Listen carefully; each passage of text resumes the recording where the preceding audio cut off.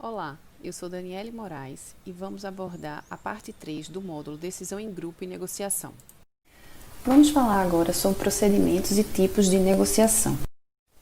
A negociação ela é uma sequência de movimentos onde os adversários buscam um consenso, se possível, favorável para as partes. Então, esse procedimento de negociação ele pode ser com movimentos cooperativos e envolvem ajustes em relação a um compromisso, ou ele pode ser um movimento mais agressivo, onde envolve um aumento de escala de conflitos. E o que seria conflito? Conflito é uma condição de oposição, em que as metas, bem como as atitudes de um lado, afetam o outro lado. Então, normalmente, a maximização das metas de um lado vão impedir a maximização das metas do outro lado. As metas e as ambições de um jogador interferem nas metas e ambições do outro jogador. Então, a gente percebe que entre a compra e venda, o que quer comprar com o menor preço possível, o que quer vender com o maior preço possível. Então, a gente já tem um conflito nessa direção, né? Os objetivos que são opostos. Podemos falar de negociação como sendo a arte e a ciência de negociar. A arte seria algo que é aprendido e aprimorado na prática, onde eu tenho as habilidades interpessoais, as habilidades de empregar manobras de barganha que frustrem os planos do adversário e a sabedoria para discernir quando e como usá-la.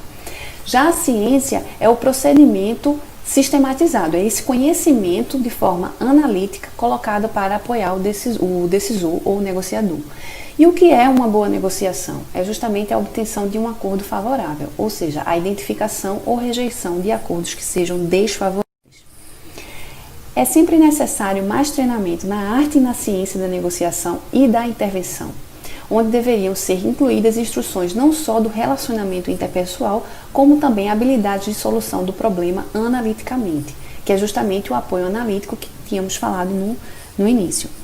Então, o Haifa, em 2003, ele fez uma série de perguntas a respeito de algumas características que são importantes para a negociação. Entre essas questões centrais, temos as seguintes, né? Existem mais de duas partes na negociação, então quando existe, para haver uma negociação eu preciso ter pelo menos duas partes, mas eu posso ter mais de duas partes e quando isso acontece eu posso ter movimentos de coalizão.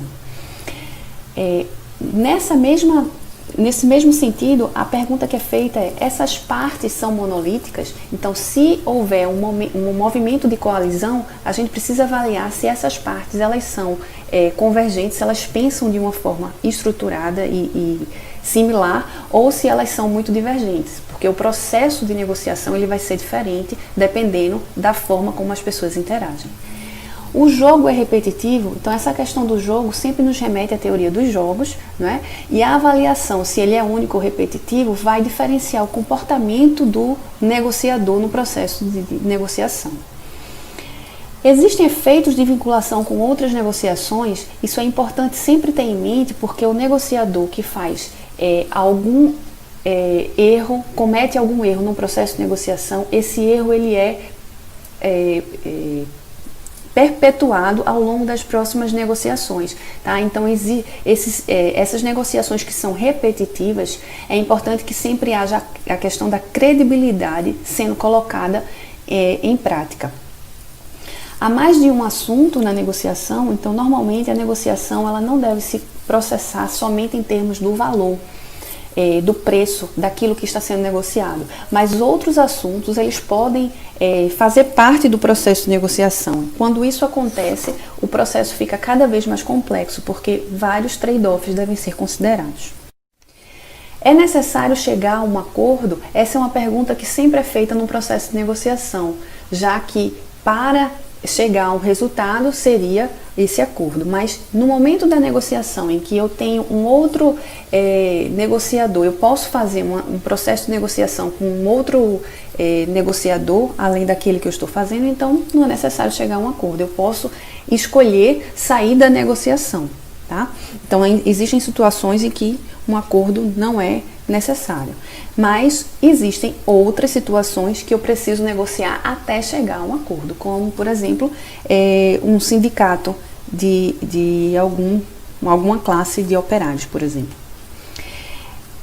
No acordo ou na negociação é requerido alguma ratificação, precisa da aprovação de alguém, então às vezes, em algumas situações, isso pode ser utilizado como uma estratégia para ganhar tempo, né?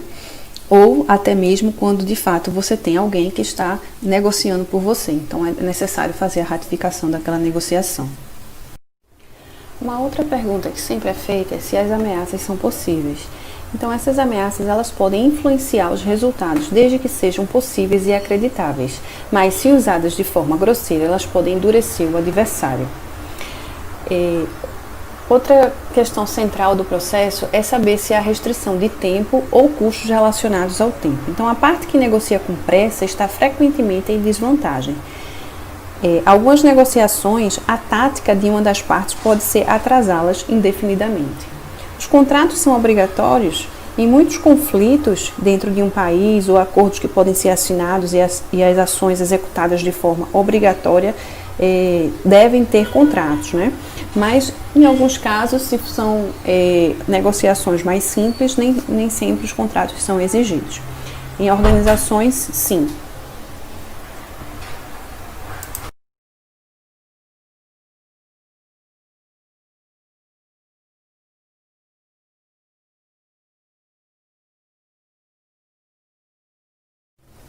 Outra questão que deve ser sempre analisada é com relação às normas do grupo. O que é que rege esse grupo? Será que esse grupo ele tem um antagonismo cooperativo, um antagonismo restrito ou uma parceria bem cooperativa? Então, essa forma que rege o comportamento do grupo deve ser avaliado para um bom processo de negociação. Além disso, avaliar se é possível a intervenção de uma terceira parte.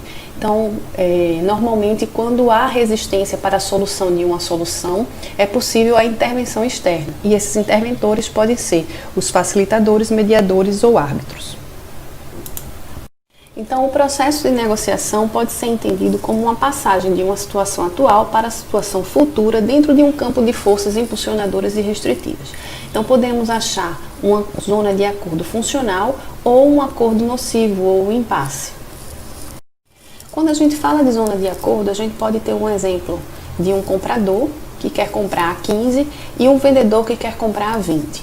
Obviamente, o fluxo do comprador é em direção ao vendedor e o fluxo do vendedor é em direção ao comprador. Para ambos, eles devem ter seus valores reserva, que são valores que são apenas dos negociadores, eles não revelam, e só existe zona de acordo nesse caso específico se o valor reserva do vendedor for menor do que o valor reserva do comprador. Diante dessa situação, a gente pode ter dois tipos de negociação: a negociação distributiva e a integrativa. A negociação distributiva, apenas um ponto está sob disputa, como por exemplo o dinheiro, e as partes têm interesses opostos em relação a esse ponto. Então, quanto mais uma receber, menos a outra obterá. Então, a preocupação de cada um dos negociadores estaria na obtenção da maior fatia possível do bolo. Um lado ganha às custas do outro, então é a famosa negociação ganha-perde. Alguns exemplos de negociação distributiva: a venda de um imóvel, a fatia de uma torta da maçã, qualquer concessão feita a um adversário reduzirá a mesma proporção do seu próprio pedaço.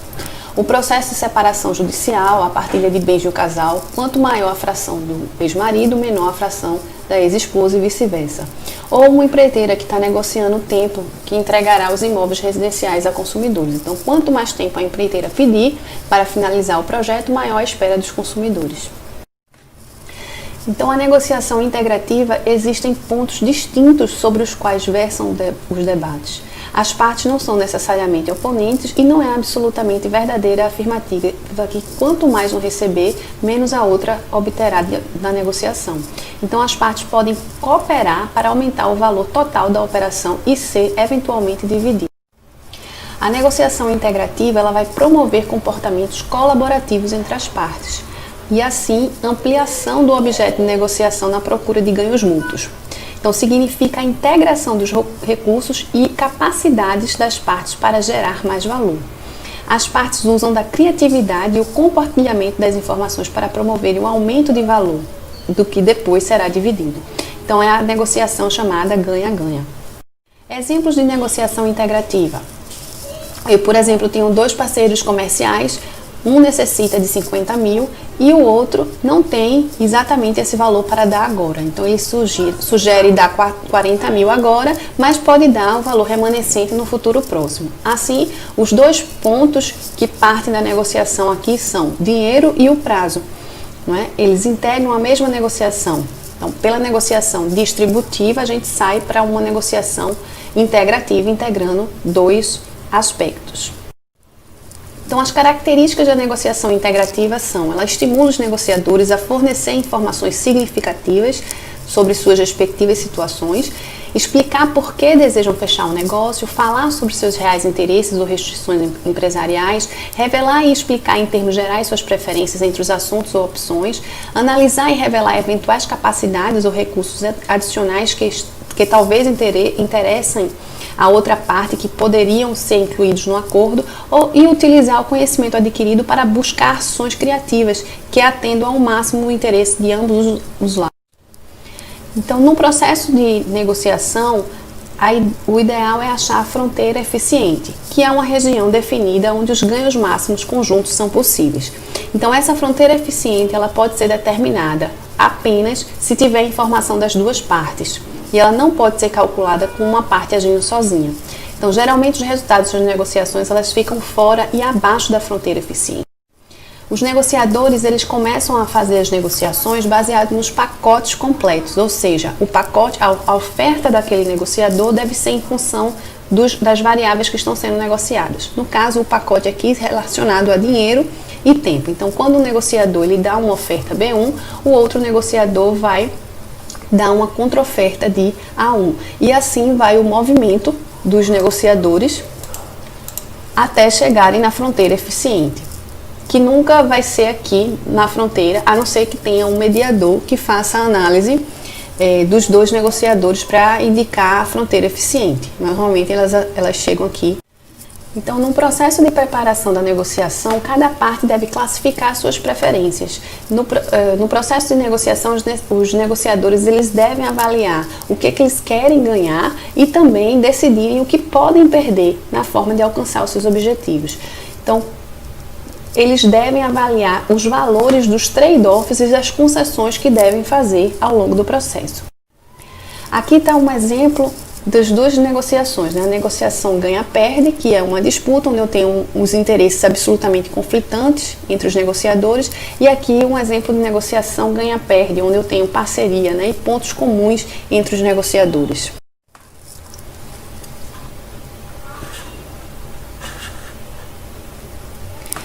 Então, de uma forma resumida, nós podemos dizer que uma negociação tem duas partes, e quando ela avalia um assunto é uma negociação distributiva, quando ela tem duas partes e muitos assuntos é uma negociação integrativa. E quando ela tem muitas partes e muitos assuntos, nós podemos dizer que pode haver coalizões. Coalizão é quando um grupo de jogadores escolhe agir de forma conjunta para benefício mútuo. Aqui nós descrevemos as etapas do processo de negociação. Então, normalmente a negociação ocorre em 3 momentos.